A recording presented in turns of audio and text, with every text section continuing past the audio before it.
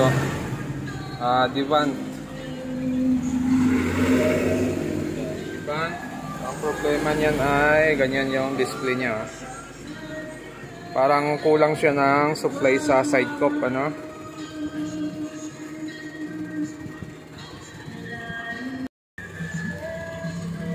Okay. So, bali ito yung model niya. Divan 42. Ito yung kanyang main board. Tapos, mayroon siyang T-con. At ito naman yung kanyang power supply. Ang problema, display, parang missing supply sa side cup, ano, pero hindi pa tayo sure kung itong panel na ginamit ay mayroong side cup. So try na lang muna natin maghang ng ribbon nito or mag-check tayo ng supply nito. Bali, ito yung kanyang T-con. Yan. So may supply tayo dito. 12 volts. Okay. So, VGH natin ito. Okay rin, 29. Tapos, VGL natin dito. Negative 9. Okay, now may swapping voltage tayo. Ito. 29, 9. Okay, pasok din. Ito yung isa niya. Okay rin. So, signal natin, clock. 1.6. Okay. Tapos itong kabila, ganun din. Okay? So, yan yung supply niya. Gawin natin, try natin maghang ng isang ribbon. Ito muna. Kasi ito yung napapansin ko, yung side na ito. Parang mayroon siyang lines. Try natin i-remove yan.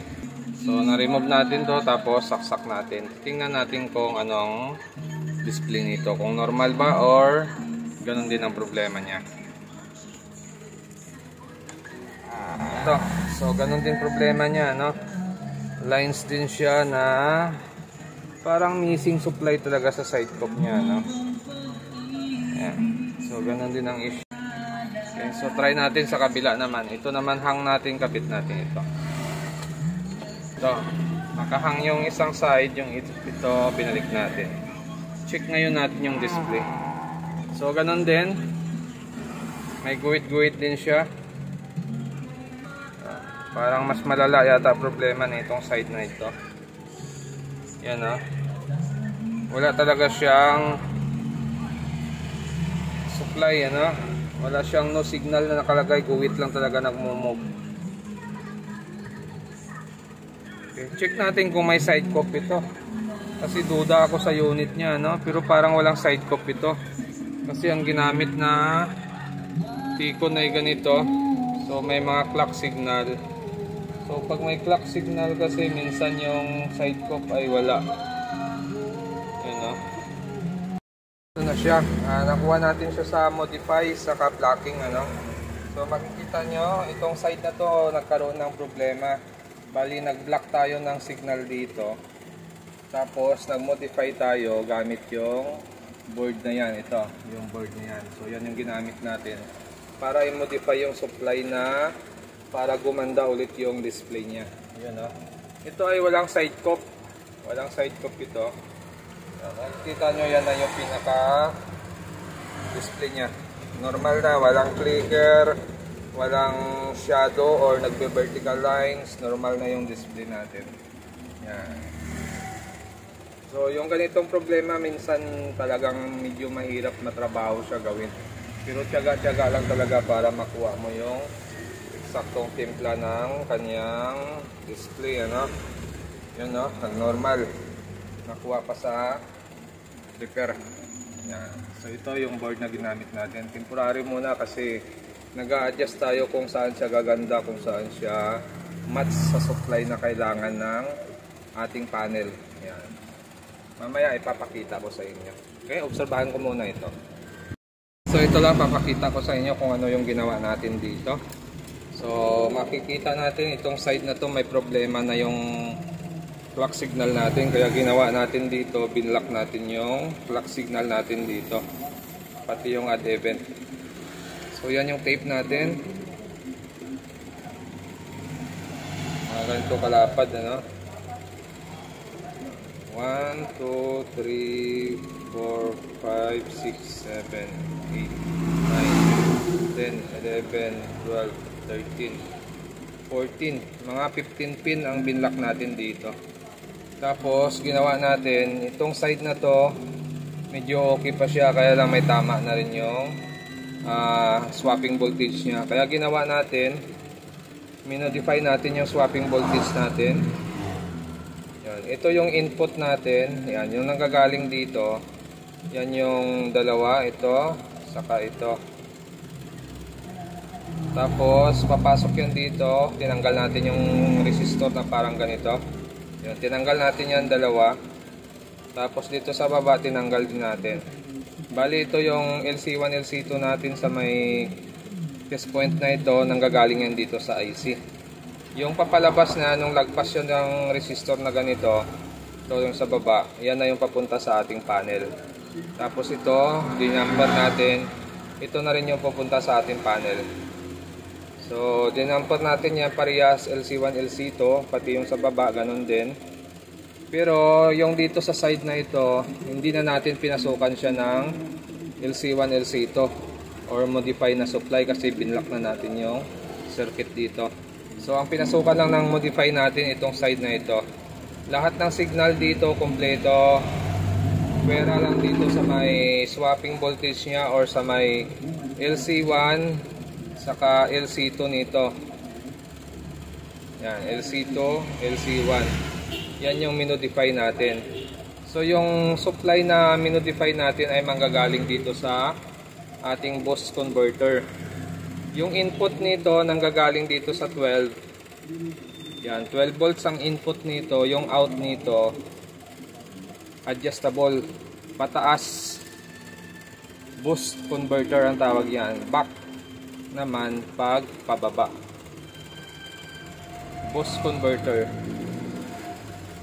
back converter. Okay. So, check natin kung ilang supply ang kailangan ng panel natin para mag-normal yung display nito. Kasi itong LC1, LC2 natin, yung supply niyan ay swapping voltage. Kung ilan yung BGH nito, yun din yung lalabas dito. Kung ilan din yung BGL nito, ito pala BGL natin, ito yung BGH natin. So kung ilan BGL niyan, yun din yung lalabas dito. So ngayon ginawa natin, isang supply na lang yung pinasok natin dito. BGH. Positive na lang siya. So yung BGH nito hindi na natin kinabit, ano? Kasi ni-remove natin yung resistor diyan. So ang supply na pumapasok dito nanggagaling sa boost converter natin. Titingnan natin kung ilang volts yung supply na pumasok dito para mag-normal yung display. Kasi medyo malala talaga yung problema ng unit natin. Okay? Saksak ko lang siya. Okay, so ito na. Sukatin natin kung ilang volts yung output nito. Yan. So nasa ano lang siya, no? 14.4. Doon tumino yung display niyan. Yung input natin dito, yan, 12. Tapos yung out natin ay 14 lang. Yan, 14.4.